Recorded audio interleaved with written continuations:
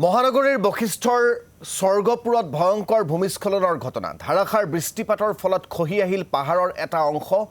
ইতিমধ্যে মাটিয়ে পুতি পেলাইছে কেইবাটাও বাসগৃহ বিপদসংকুলভাৱে পাহাৰৰ ওপৰত আছে আন কেইবাটাও বাসগৃহ সৌভাগ্যক্ৰমে হতাহত হোৱা নাই কোনো লোক পাহাৰ খহি পৰা কেন্দ্ৰ কৰি শংকিত হৈ পৰিছে স্থানীয় ৰাইজ আমি আপোনালোকক ইয়া দৃশ্যাংশ দেখুৱাইছো এয়া হৈছে সেই স্বৰ্গপুৰৰ দৃশ্যাংশ যি স্বৰ্গপুৰত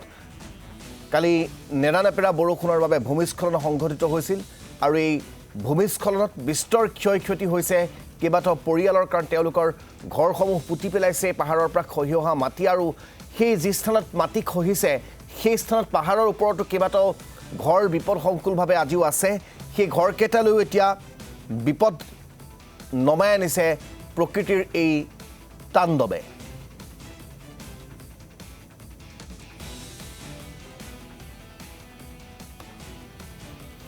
আৰু এই সন্দৰ্ভত সবিশেষ জনাব আমাৰ সাংবাদিক হিমাংকৰ বৰ্মনে কালি সন্ধিয়াৰ ভাগৰ পৰা যি গুৱাহাটীত অবৰ্ণনীয় পৰিৱেশ সৃষ্টি হৈছিল মুখলধাৰ বৰষুণৰ পিছতে সেয়া আমি দেখুৱাই আহিছিলোঁ আৰু আজিৰ দিনটোত বৰষুণৰ পাছত কি অৱস্থা সেয়া মই এই মুহূৰ্তত দেখুৱাবলৈ উপস্থিত হৈছোঁ গুৱাহাটী মহানগৰীৰ বশিষ্ঠৰ স্বৰ্গপুৰত আৰু স্বৰ্গপুৰত যিহেতু আমি কালি সন্ধিয়াই খবৰটো দিছিলোঁ প্ৰতিদিন টাইমত দৰ্শকসকলক যে ভূমিস্খলনৰ ঘটনা সংঘটিত হৈছে মোৰ সহযোগীয়ে দেখিব কি ভয়ংকৰ এক পৰিৱেশ এতিয়াও আপুনি যদি চায় তেতিয়াহ'লে মোৰ সহযোগী ভিডিঅ' জাৰ্নেলিষ্টে দেখুৱাব কিদৰে ওপৰত এতিয়াও প্ৰায় 10ৰ পৰা 12টা ঘৰ কোনোমতে ওলমি আছে সমান্তৰালকৈ কি ধৰণে পাহাৰে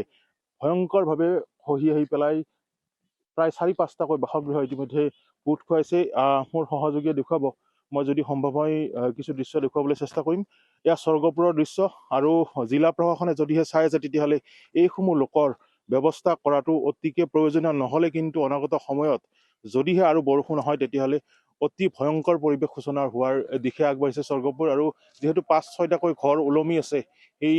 পৰিৱেশটো দেখুৱাবলৈ চেষ্টা কৰিছোঁ প্ৰায় পাহাৰখন গোটেই খহি আহি পেলাই পৰিছে কালি সন্ধিয়াৰ ভাগত নিশ্চয় হৈছে এই ঘটনা হয় যোৱাকালি যি আমাৰ আবেলি ভাৰত যি 4টা বজাৰ পৰা বৰষুণ আহিলে এই 2-2.5 ঘণ্টা বৰষুণ ধৰক যাত আমাৰ গোটেই পাহাৰৰ গোটেই মাটি বাগৰি আহি শিল বাগৰি জংঘল গোটেই পাকঘৰৰ অৱস্থা নাইকিয়া হৈছে এতিয়া বৰ্তমান একো কৰিব পৰা নাই একো খাব পৰা নাই আৰু যদি এনেকুৱা কৰি 2-3 দিন বৰষুণ আহি গোটেই ঘৰবোৰ আহি ওপৰত তলত পৰিব আহি কেইটামান ঘৰ এতিয়া ওপৰত আছে প্ৰায় 10-12টামান ঘৰ আছে গোটেই লাইনটোতলৈকে সিফালৰ পৰা ইফাললৈকে চাব গ'লে 10-12টামান ঘৰ আছে ইফালে পানীৰ এটা টেংকি আছে পানী টেংকিটো পাইপটো গৈছে ওপৰলৈকে পাইপটো ভাঙি গৈছে